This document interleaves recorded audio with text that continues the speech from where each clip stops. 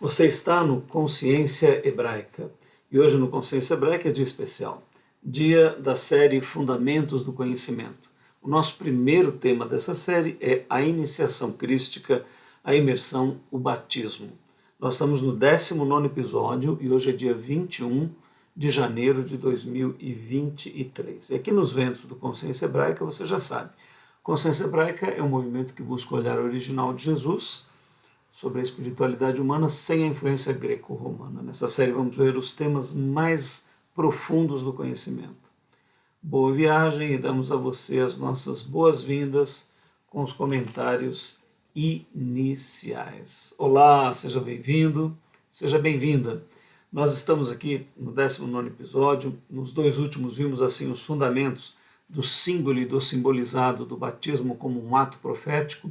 E agora é importante, se você vai se batizar, se você quer seguir a Yeshua, você está interessado em tornar-se um discípulo de Jesus, nós precisamos ver algumas passagens que falam sobre o batismo, para você ter a certeza de como isso foi operado ali no livro de Atos, principalmente, e depois a ética, como é que é a vida de um discípulo de Jesus, o que o discipulado representa e significa. Vamos então ao nosso trabalho. Depois dos comentários iniciais, nós vamos para o tema a imersão crística, a compreensão de textos que tratam do batismo. Vamos começar lá em Atos 2, a partir do verso 37, onde está escrito: ouvindo eles isto, compungiram-se em seu coração e perguntaram a Pedro e aos demais apóstolos: que faremos, varões irmãos? E disse-lhe Pedro: arrependei-vos e cada um de vós seja batizado em nome de Jesus o Cristo para perdão dos pecados. Recebereis o dom do Espírito Santo, porque a promessa vos diz respeito a vós e a vossos filhos. O que está acontecendo aqui, né? Jesus já transcendeu, estão ali os apóstolos, já foram transbordados no Espírito Santo, e agora Pedro está num momento ali com outros apóstolos, fazendo um discurso, discursando para a multidão, e ela então se sente tocada. Aí nós entramos naquele gráfico do ser humano, onde você entende como que a conversão de alguém acontece, né? Aqui no nosso gráfico você vê bem, olha aqui, né, no nosso gráfico do ser humano, nosso ser humano separado aqui, ó. A palavra crística, ela toca aqui, ó. Quem falou de Jesus a você, quando você ouve uma mensagem, é bombardeado, né, pela ação do Espírito Santo, esta tua natureza. A tua consciência está aqui, ó. Mas aí ela toma a decisão de romper com essa natureza de trevas, né, abissal, a anticrística. Então ela se converte. Era o que estava acontecendo com essa multidão. Eles ouviram a palavra, você nota bem que no texto está escrito compungiram-se, né? Ou seja, eles ficaram tocados, ficaram sensibilizados e estão disponíveis para o Evangelho. É exatamente isso que acontece. Então, quando alguém ouve a palavra e quer se entregar, né? Por isso que as comunidades, os lugares onde os discípulos se reúnem, normalmente é feito o apelo, né? Olha, alguém aqui quer entregar a vida ao Senhor Jesus, quer ser discípulo de Jesus, quer assumir esse compromisso, e a pessoa levanta a mão, então se faz a oração. Esse é o ato mais importante, porque a consciência já se deslocou, já foi arrancada do reino das trevas e foi transportada para o reino do Filho do seu amor, que é esse reino aqui dentro do ser humano, né? Ou seja, esse é o reino das trevas, está dentro de nós. E o reino do Filho do seu amor também está dentro de nós. Pela palavra você é arrancado daqui e levado para esta nova qualidade, né? E uma vez então que a multidão teve essa disposição, sentiu essa presença, sentiu esse chamado, agora Pedro diz: olha, vocês já estão dispostos a se entregar, o que então é necessário, né? Então Pedro fala, eles compungidos, então diz, olha, arrependei-vos, né? A palavra, inclusive, é aquela metanoeo, né? Que significa ide além da vossa mente. O que estava acontecendo com eles ali, né? Eles estavam em metanoia, né?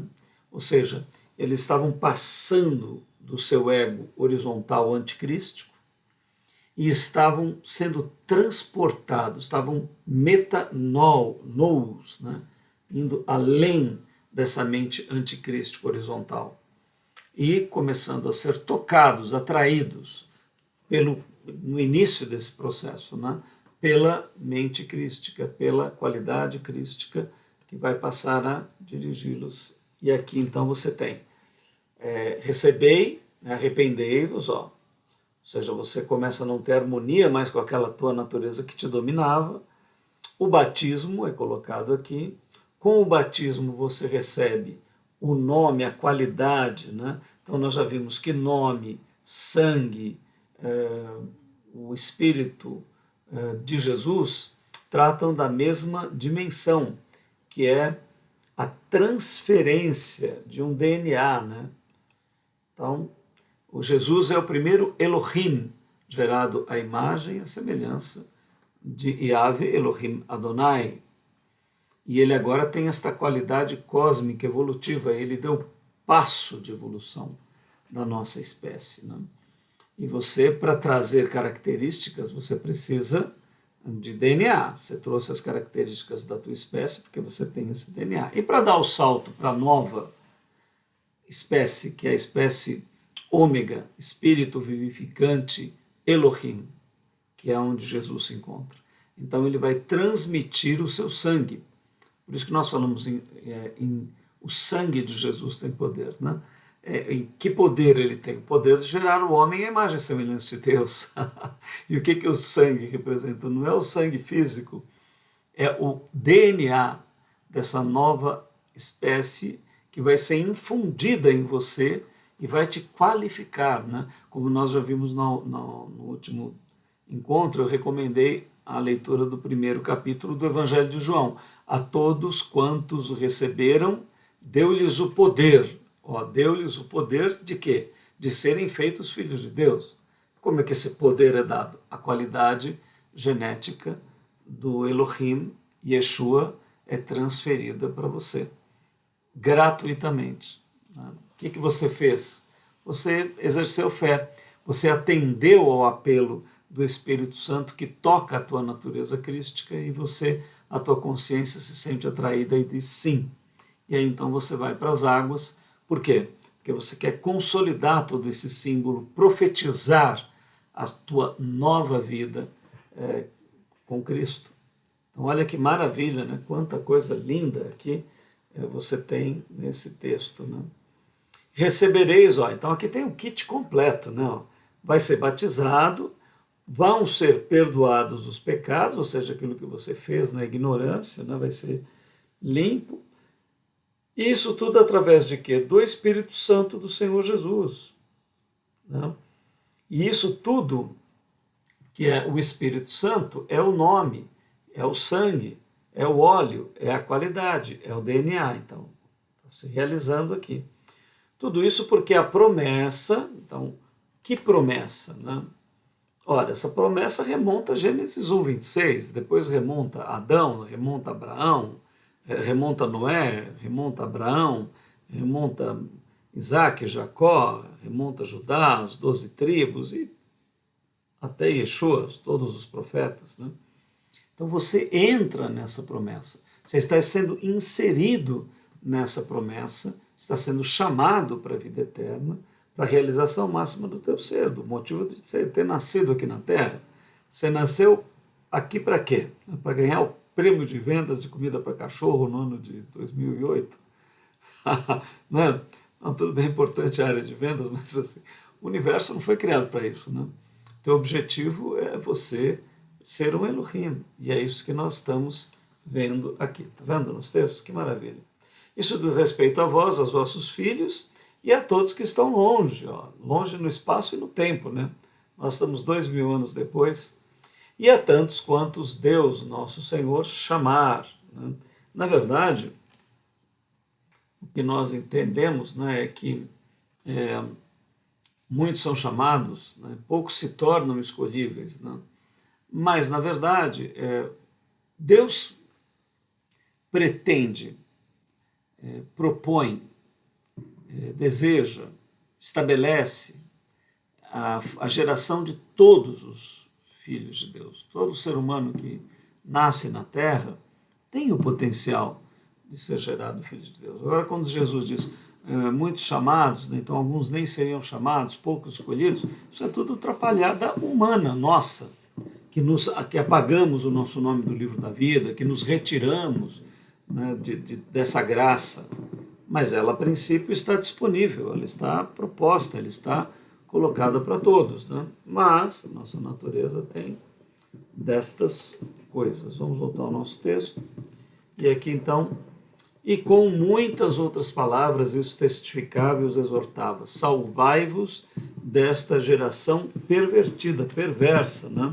Então, olha, o vai da valsa do mundo, do mundão, das sociedades e tudo mais, isso você já sabe, né? Para onde tudo isso vai? O que isso objetiva? É realização espiritual, crística, clamando e colocando o Senhor Jesus como mestre? Você pode esperar sentado que das sociedades humanas você não vai encontrar isso, dos grupos de entretenimento você não vai encontrar isso, da sociedade de entretenimento você não vai encontrar isso. Então você vai encontrar isso em grupos de discípulos. Né? Então Pedro alerta: olha, cuidado para não ser arrastado com essa maioria aí que vai da valsa. Né? Dessa valsa aí que você vai dançar com o anticristo, com o diabo. Então sai fora dessa dança aí, que essa dança não é legal. Então você vê aqui, ó, no texto, ele diz: de sorte que foram batizados os que de bom grado receberam a palavra. Então você vê, ó, no crístico eles receberam a palavra que havia sido dada. E naquele dia agregaram-se quase 3.000 almas. Ó. Isso é uma passagem simbólica, né? 3 é o número da ação de Deus. Então aqui tudo tem um símbolo, né? E após então serem batizados, eles perseveravam no conhecimento, né, doutrina, daqueles que foram enviados por Jesus. A palavra apóstolos quer dizer enviados. Né? Então, perseveravam na doutrina dos apóstolos não é nada complicado, ou seja, alguém falou para você de Jesus, ali tem um grupo de pessoas que estão unidas para orar, para estarem juntas. Esse grupo é que você deve estar presentes, ali você vai perseverar. Né? Por quê perseverar? Porque, ó, lembre-se aqui do nosso gráfico, né? Essa natureza aqui, ela foi eliminada de você quando a tua consciência foi arrastada para cá? Não, ela vai continuar aqui. Da mesma maneira que antes de você se converter, era o crístico que bombardeava a natureza anticrística, querendo atrair a tua consciência, agora vai acontecer o contrário. Tua consciência está no crístico e o anticrístico, mais os demônios e mais Satanás vão bombardear para buscar a tua consciência de volta. Né? Esse é que é o padrão, entendeu? Então, por que a perseverança? Né? Por que você precisa estar agrupado? Né? Não estou defendendo aqui nem igreja A, B ou C, estou dizendo que é fundamental, uma das coisas principais é você estar com um grupo de discípulos, é você ter uma prática. Né? Você precisa, uma vez por semana, 2, estar em grupo. Né? Você precisa, sozinho, todos os dias, 15 minutos, 20 minutos, ler as Escrituras, orar com alegria, né? Dar graças pelo que você se alimenta, compreender que é um sentido de vida e se puder, estar na igreja fazendo algo, trabalhando, edificando, participando de alguma atividade, né? Faça isso, porque isso vai conservar, vai fazer você perseverar. É assim que funciona o discipulado. Né? você precisa de modelagem. Você tem uma modelagem aí de tudo quanto é canto, né? Agora você precisa ser modelado por discípulos que já caminham há mais tempo e que já estão nessa trajetória. Por isso o agrupamento. Então você vai ali prestar atenção nas pessoas que você admira, que já estão há mais tempo ali, que estão no campo de batalha, né, que já estão. E você então vai perguntar, você vai caminhar com eles, você vai visitar, você vai estar junto ali realizando esse trabalho. Esse que é o movimento básico do Evangelho. Né? E na comunhão, muito importante, né, você ter comunhão, ou seja, momentos que você encontra essas pessoas. Né? Partir do pão, puxa, isso é tão importante. Hoje nas nossas comunidades, a gente, no intervalo da reunião, sempre a gente põe uma mesa, né, para a gente partir ali o pão de queijo, ou uma bolachinha ou alguma coisa juntos. Né? Isso é importante, a gente sempre faz questão de preservar isso nas nossas reuniões. Né? Faz ali dois movimentos, um de palavra, mais voltado ao estudo, à compreensão, outro mais intuitivo, à oração, ao clamor, e ali entre os dois intervalos, juntos, a gente conversa um pouquinho, toma um café, um chá juntos e reparte o pão. Então a gente entende que isso é um fundamento aí, ó.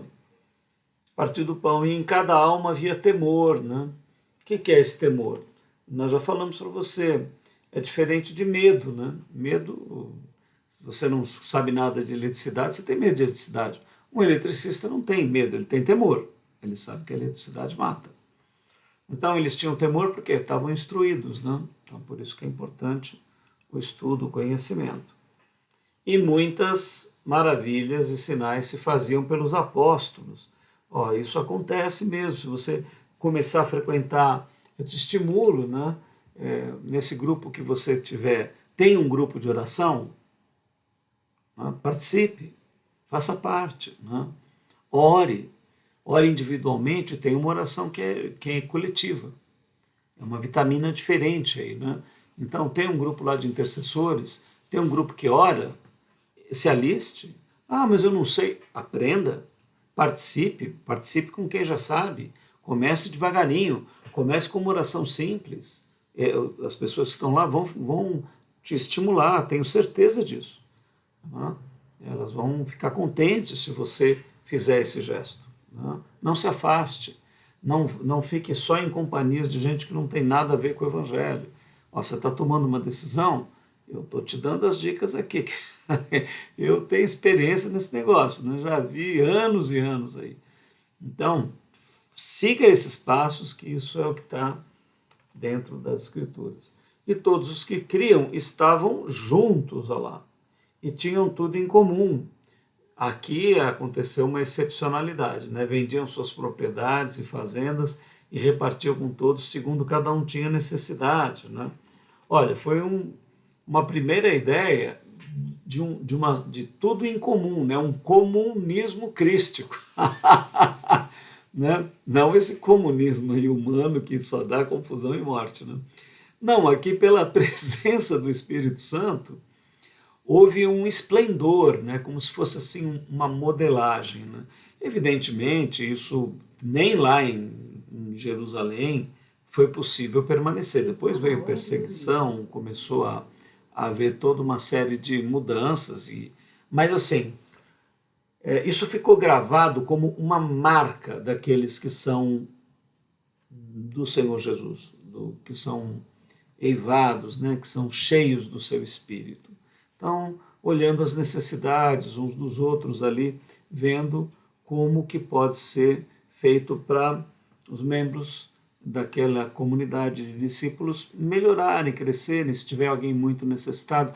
Sempre, normalmente, nesses grupos tem algum trabalho social. Interessante. Jesus, você vai ler os evangelhos, você vai ver lá Jesus dando algum mantimento para pobres, ordenando que Judas, que cuidava do dinheiro, olha, atenda os pobres, dá aí, né, uma cesta básica, alguma coisa. Jesus fazia isso. Mas não resolve, você não vai eliminar. Bom, ele fazia e nós fazemos também.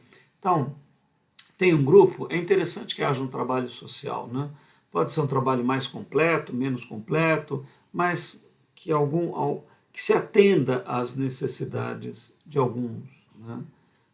De alguns que nós pudermos ajudar. Então, isso é fundamento que eu recomendo para a tua vida aí de discípulo. E perseverando unânimes todos os dias no templo e partindo o pão em casa, comiam juntos com alegria e singeleza de coração, louvando a Deus e caindo na graça de todo o povo. E todos os dias acrescentava o Senhor à igreja aqueles que haviam de se salvar, né? Então, olha, aí nós temos uma comunidade modelar, né? Uma comunidade ideal dos discípulos. Havia oração, inclusive todos os dias, né?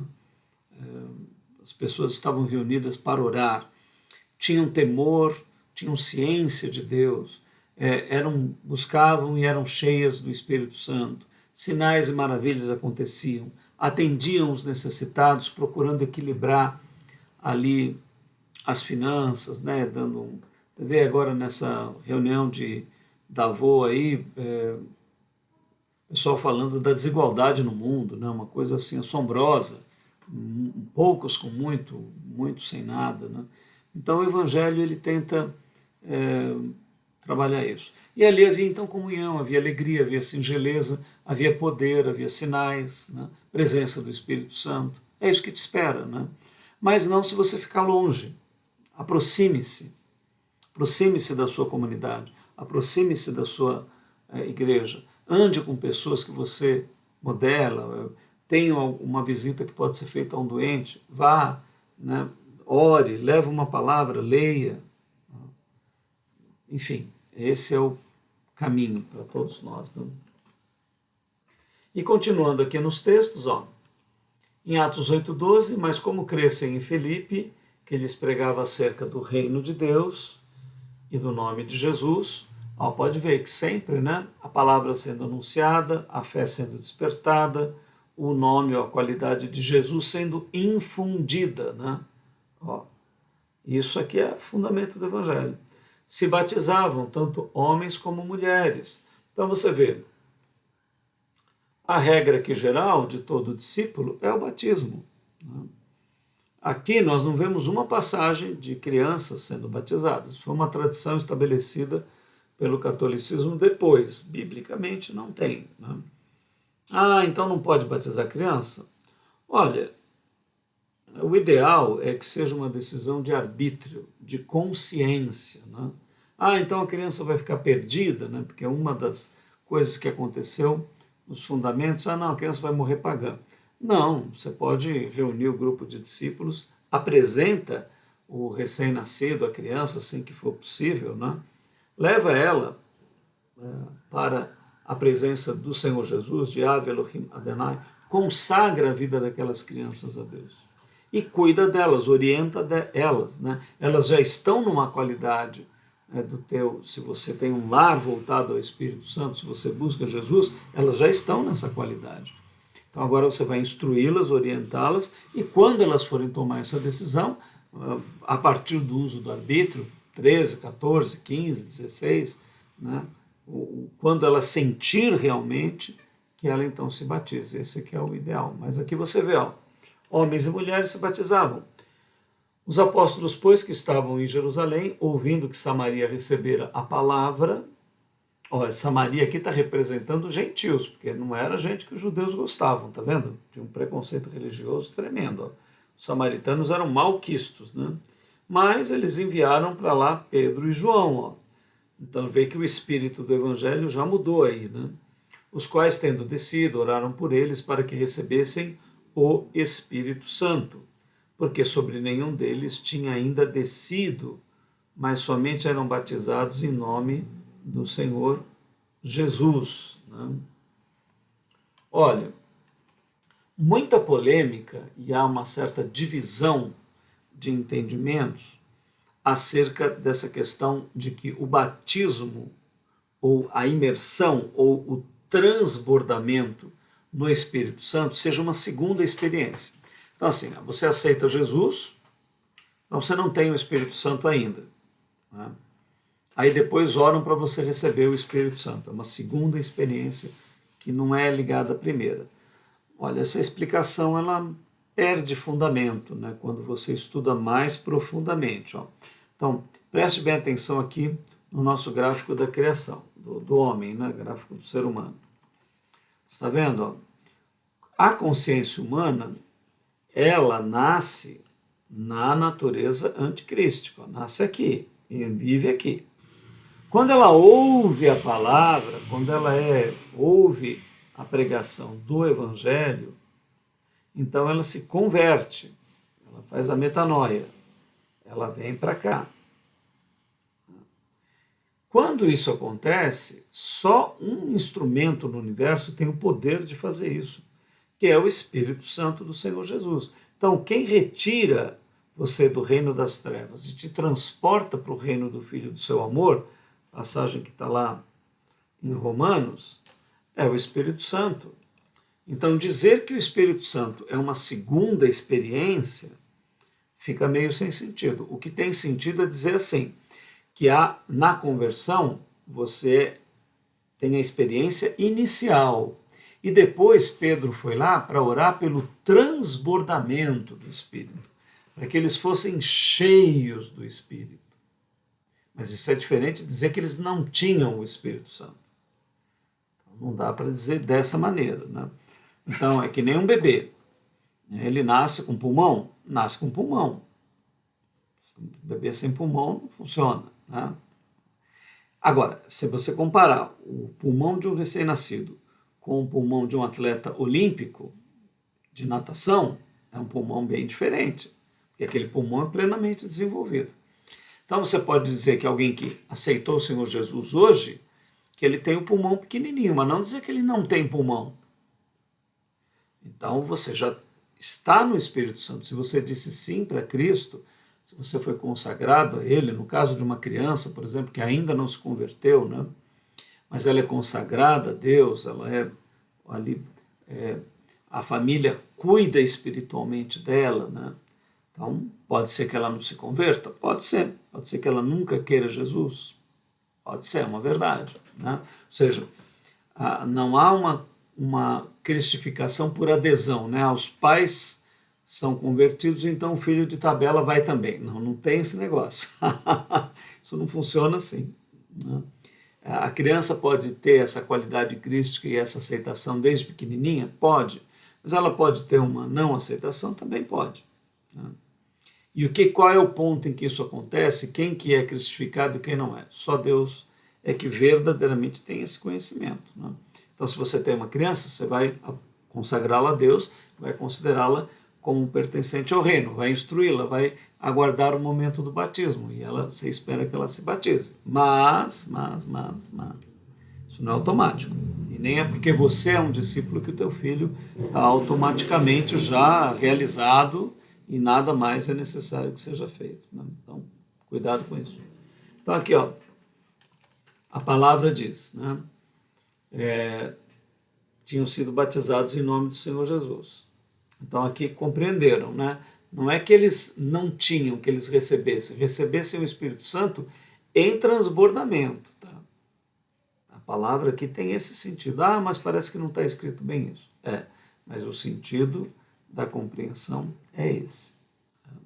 Atos 9:10. E havia em Damasco um certo discípulo chamado Ananias.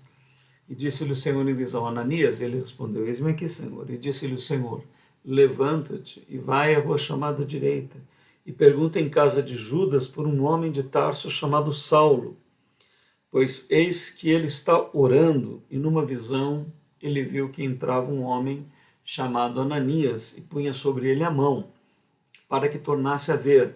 Respondeu Ananias, Senhor, de muitos ouvi acerca deste homem, que muitos males tem feito aos teus santos em Jerusalém, e aqui tem poder dos principais dos sacerdotes para prender a todos que invocam o teu nome. Disse-lhe, porém, o Senhor, vai, porque este é para mim um vaso escolhido, para levar o meu nome diante dos gentios, e dos reis, e dos filhos de Israel. E eu lhe mostrarei quanto deve padecer pelo meu nome, né? Então, ora, aqui está falando do apóstolo Paulo, que se tornou aí o nosso apóstolo, né? Foi enviado aos gentios e que já tinha recebido o toque do Senhor Jesus. Então aqui, ele já tinha se convertido? Sim. Ele já tinha dito sim para o Senhor Jesus lá na visão dele, ele já ficou entregue ao Senhor Jesus. Mas precisava de instrução? Sim, precisava de instrução. Precisava de modelos? Precisava de modelos. Precisava ele se batizar? Sim, precisava. Então, todos os passos básicos que você está dando. E é isso que você tem que fazer com certeza. E aqui, aqui está dizendo que Paulo era um vaso escolhido. Então quer dizer que tem gente que é escolhida e tem gente que Deus já condenou no inferno logo que nasceu. Não dá para entender dessa maneira. Quando você entende as escrituras de Gênesis a Apocalipse, quando você vai compreendendo as qualidades de Deus, você percebe que é impossível isso. Ele chama todos para a vida eterna. Agora a pessoa pode se tornar escolhível ou não. E ela também pode ser escolhida dentro do propósito de ser gerada filho de Deus para uma missão em particular. Como Paulo aí foi escolhido para ser filho de Deus e escolhido para ser enviado como apóstolo. Ele tinha uma missão para os gentios. Este é o sentido, tá? Então, todos são eleitos por Deus, né? Agora você pode abrir mão dessa eleição. E Ananias foi, entrou na casa e impondo-lhe as mãos, disse: irmão Saulo, o Senhor Jesus que te apareceu no caminho por onde vinhas, me enviou para que tornes a ver e sejas cheio do Espírito Santo. Ele já estava na qualidade do Espírito Santo, mas agora ele ia ser pleno do Espírito Santo. E logo lhe caíram dos olhos como que umas escamas, é um símbolo material de uma cegueira que estava presente em Paulo. Mas ele já não tinha aceitado Jesus? Por que ele continuou com as escamas se ele já tinha entregado a vida para Jesus? Então, tem um passo a passo, né? Tem um processo, tem um desenvolvimento, tem um aperfeiçoamento, tem um crescimento. Ele aceitou, mas precisava ir alguém lá orar por ele. Isso foi um princípio fundamental para Paulo. Por quê? Ele sentiu que havia uma necessidade de igreja, de outros companheiros, de que ele recebesse. Tudo isso foi um fundamento maravilhoso e eu espero que seja para a tua vida também. Nós precisamos uns dos outros, de companhia, de apoio, de ajuda, de estarmos juntos. Grave isso no teu coração se você recebeu a Jesus. Isso é maravilhoso. E levantou-se e foi batizado, cumpriu a ordem, né? E desceu as águas. Então, veja que passagem linda. Vamos agora para outra em Atos 8, verso 26. Né? E o anjo do Senhor falou a Felipe, dizendo: levanta-te, vai para a banda do sul, ao caminho que desce de Jerusalém para Gaza, que está no deserto.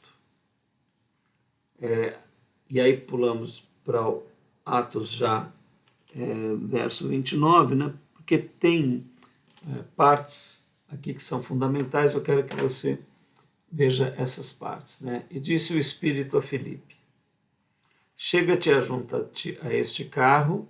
E correndo Filipe, ouviu que lia o profeta Isaías e disse: entendes tu o que lês? E ele disse: como poderei entender se alguém não me ensinar? Né? Está se batizando? Você conheceu Jesus? Né? Você precisa de ensino.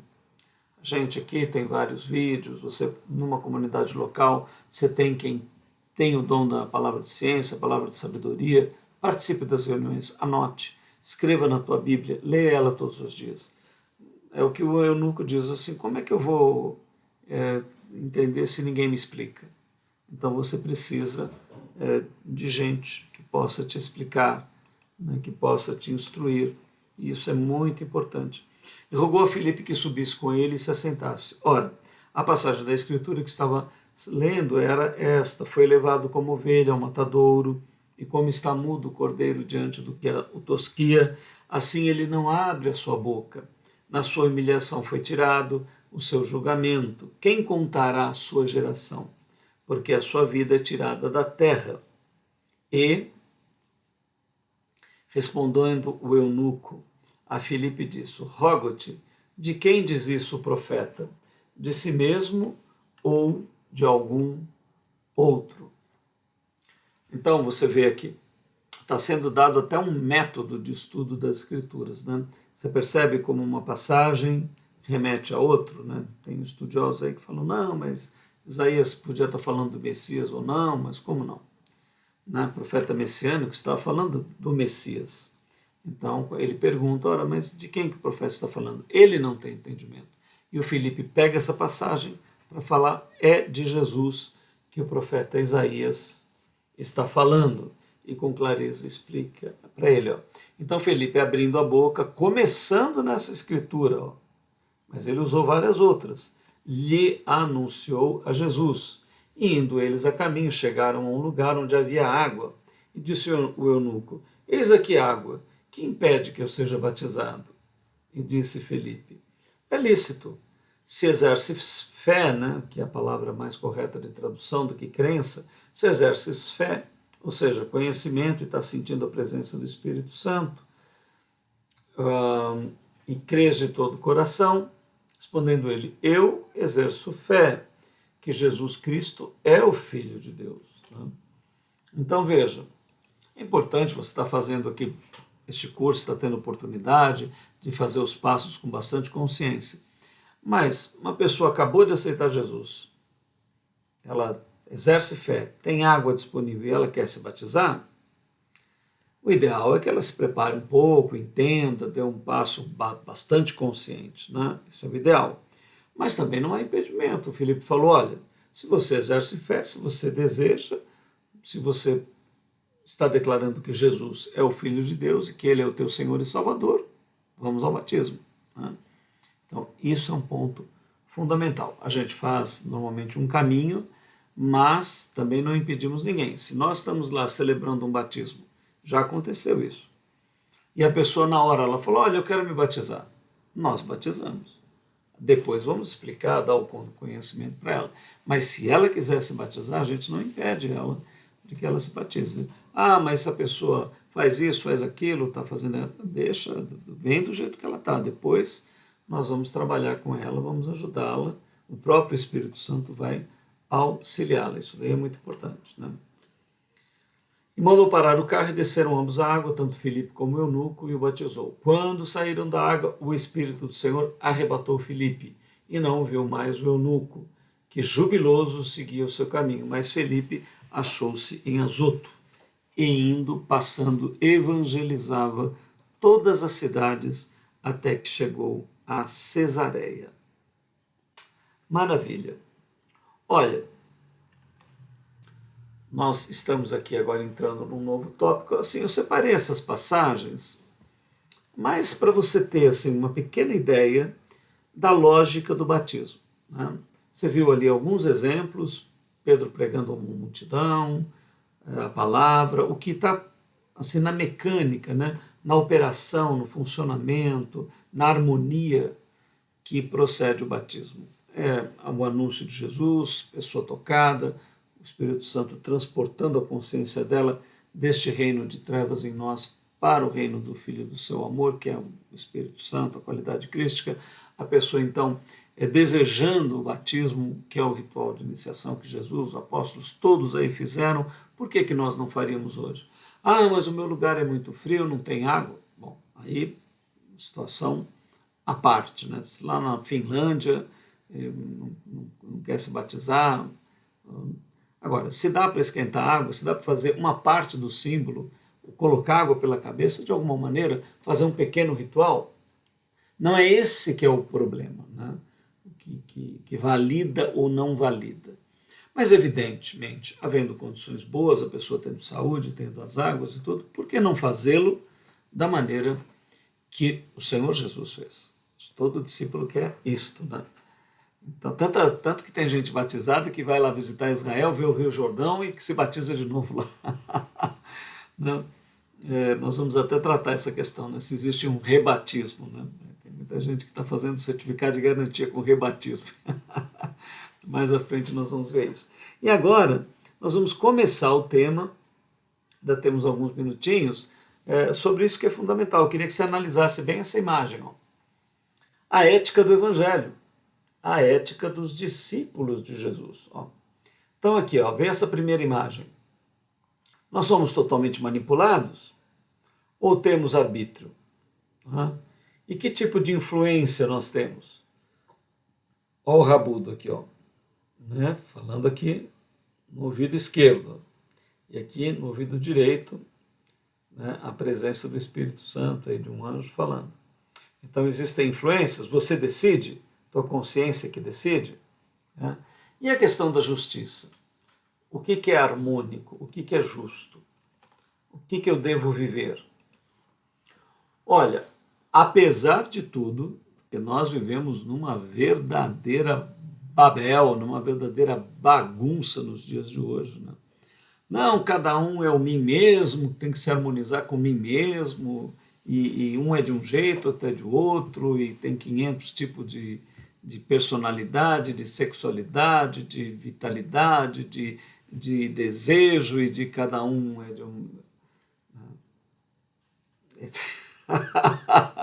Não é isso? Está correto isso? Acha que isso tem fundamento de vida? Está bem com isso? Então, todo ser humano ele tem essa noção de justiça, de harmonia. Né? Ah, mas eu fui doutrinado, agora eu acho que é tudo uma bagunça, cada um é de um jeito. Há um propósito de Deus? Há um sentido? Há uma direção? Há uma missão? Há um valor? Há uma virtude? Não há nada. Tem nada, cada um é um animal diferente que quer e vive do jeito que quer. Bom, isso é verdade no sentido do arbítrio que a divindade concedeu a cada um. Se você invocar essa cláusula pétrea da... Porque esta cláusula pétrea da Constituição humana deve ser invocada. Sim, se você invocar esta cláusula pétrea do arbítrio, é verdade. Neste sentido, enquanto você estiver vivo, porque o corpo é meu, eu faço o que eu quero. Você tem a nota fiscal aí do corpo, não? É teu ou está emprestado? Como é que é o negócio aí? Mas, de fato, se você invocar essa cláusula, você está correto. E enquanto você estiver vivo, neste período, você faça o que você quiser. Viva do jeito que você quiser. Mas eu vou dizer algo a você. Os valores de Deus, da divindade, de Yahvé Elohim Adonai, o caminho que deve ser vivido, que harmoniza o ser humano, e aí eu não estou entrando em questão do quanto você vai viver em maior possibilidade de realização disso ou menor. Não estou entrando nessa questão. A questão é você perverter estes valores dizendo que eles estão inadequados, antiquados, que não servem para os dias de hoje. Serviram para Adão e vão servir para as duas testemunhas lá no final da história. Os valores éticos fundamentais.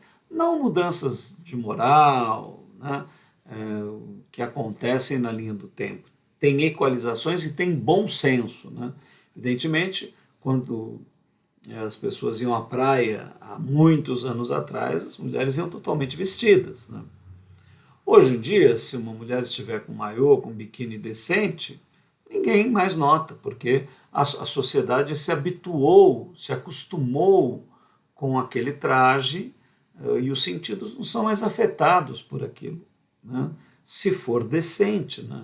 Tem maneiras e maneiras de se usar uma vestimenta, de se usar um biquíni, de se usar um maiô, de se usar qualquer coisa. Mesmo igrejas que exigem que as mulheres só usem vestido longo, você pode usar um vestido de um jeito que vai promover a imaginação aí dos rapazes.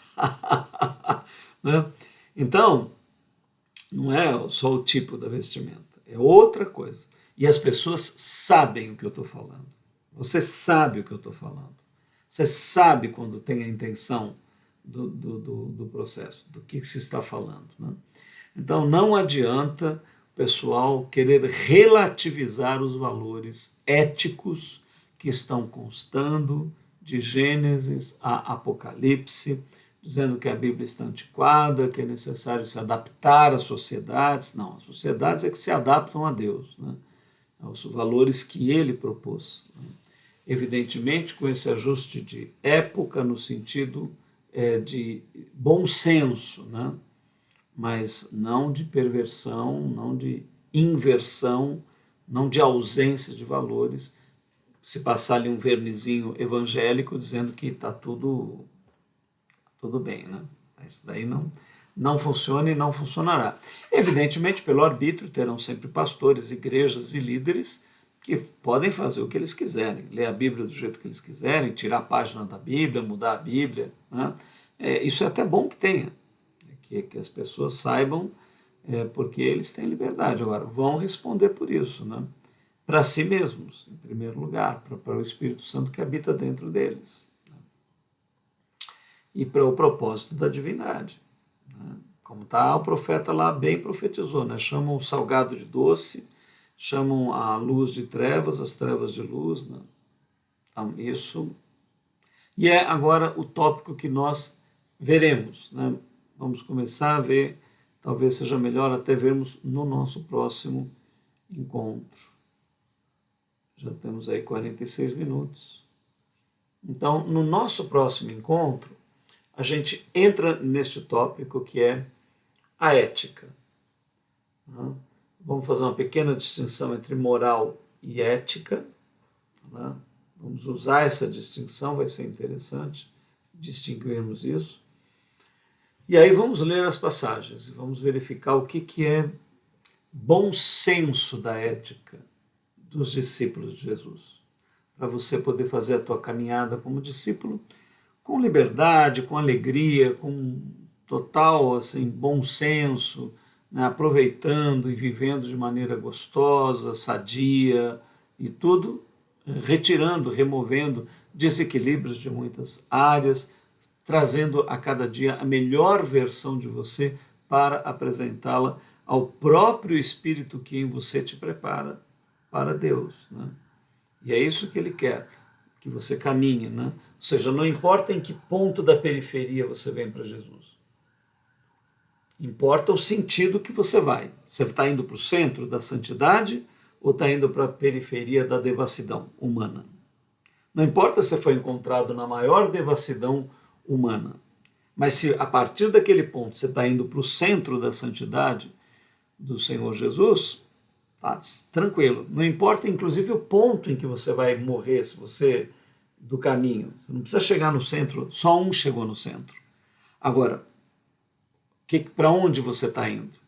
Agora, se você começar a falar que o centro fica lá para a periferia, não, isso não vai funcionar, não dá certo. Então, não perca o nosso próximo encontro, a ética dos discípulos do Senhor Jesus. Nós somos o Movimento Consciência Hebraica e vamos pedir a você que deixe o seu like, se inscreva no canal, indique o nosso vídeo, faça algum comentário. Isso ajuda o nosso canal, não custa nada para você. Estamos no Telegram, todo vídeo está postado lá, melhorando a rede do Instagram e Facebook, mas nós estamos lá. E se você quiser conhecer a gente, quiser fazer alguma pergunta, use esse WhatsApp, né, 55 é do Brasil, 11 é de São Paulo, e esse número nós estamos lá para te ajudar se tiver alguma dúvida. E também nós temos vivências em São Paulo. Se você quiser nos conhecer, dá um abraço, faça contato conosco e nós vamos passar o endereço e você vai nos conhecer. Eu quero orar que o Senhor Jesus te dê graça, que Ele instrua a tua mente com o bom senso da ética do seu Evangelho, que Ele te leve para o seu caminho de águas tranquilas, que Ele refrigere a tua alma, que Ele faça de você um discípulo maravilhoso, pleno e cheio, e que ao enfrentar a tua morte na linha do tempo, você faça isso com serenidade. Nós somos o Movimento Consciência Hebraica e desejamos a você um Shalom Adonai, um Salem Aleikum, a paz que esteja no seu interior. Até o nosso próximo encontro. Não perca.